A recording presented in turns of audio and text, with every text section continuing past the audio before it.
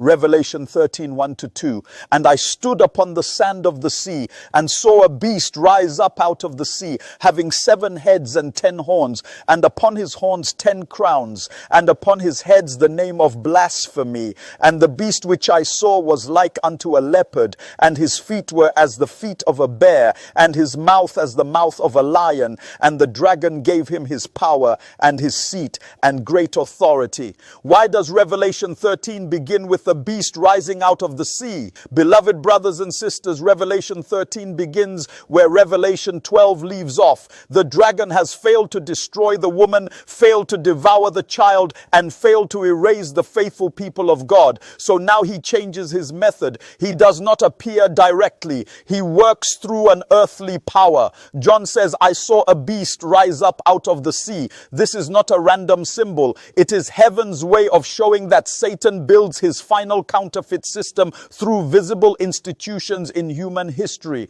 Revelation 13, 1-2 is therefore not merely describing a power, it is identifying it. These opening verses give the prophetic marks by which this system can be recognized. And when those marks are compared with history, they point unmistakably to the papal power. What does the sea represent in biblical prophecy? In biblical prophecy, the sea represents peoples, multitudes, nations, and tongues. This means the beast rises from the populated world, not from an empty land or an isolated place. It arises in the center of civilization, among established powers and dense populations. This is important because it immediately rules out a remote or newly formed power. The papal system arose in the populated territory of the old Roman world in the center of Europe, among the nations that grew out of the Roman Empire. Prophecy therefore places the rise of this beast exactly where papal Rome emerged, in the crowded political and religious world of the old empire. Why is this power described as a beast? In prophecy, a beast represents a kingdom or ruling power. Daniel 7 already established that principle. But Revelation 13 shows more than a simple political empire. This beast is a religio-political system.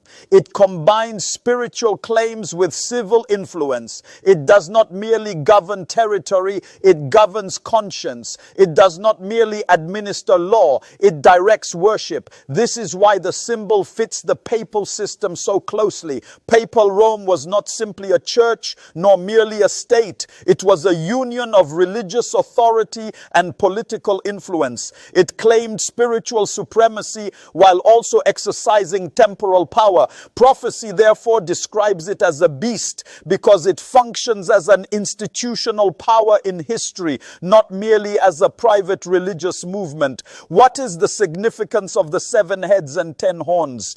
The 7 heads and 10 horns connect this beast directly to the dragon of Revelation 12 and to the Roman phase of prophecy seen in Daniel. The horns represent political power and the crowns show ruling authority. This means the beast is not detached from government. It is supported by political structures. Historically, the papal system arose out of the fragments of the Roman Empire and stood upon the support of the kingdoms that followed Rome. It inherited the world of post-imperial Europe and exercised influence over kings and nations. The horns reveal that this power does not stand alone. It operates in close relationship with civil rulers. That is exactly how papal supremacy functioned in history. Why are the names of blasphemy central to this beast? John says the beast bears names of blasphemy. In scripture, blasphemy is not merely insulting God. It is claiming divine rights that belong only to him.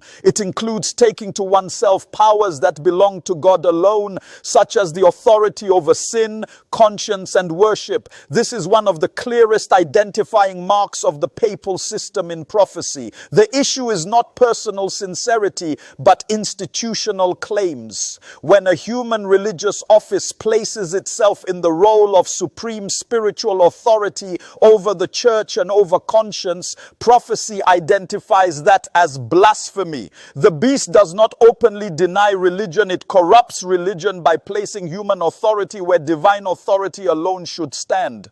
Why does the beast look like a leopard, a bear, and a lion? This is one of the strongest identifying marks in the chapter. The leopard, bear, and lion come directly from Daniel 7, where they represent Greece, Medo-Persia, and Babylon. Revelation reverses the order because John is looking backward through history while Daniel was looking forward. By combining the features of all three beasts into one, Revelation shows that this power gathers into itself the characteristics of all the previous empires that opposed God's people.